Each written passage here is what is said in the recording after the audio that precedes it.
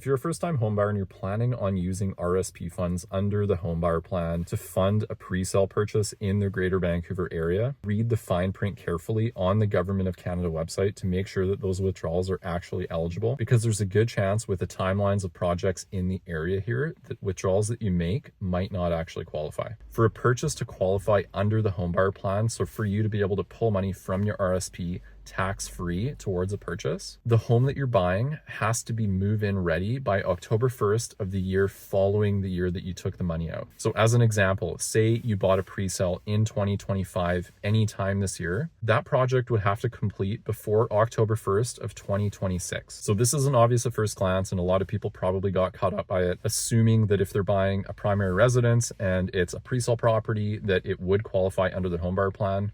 So just be really careful, read the fine print, and make sure the timelines work. Now, are there ways around it?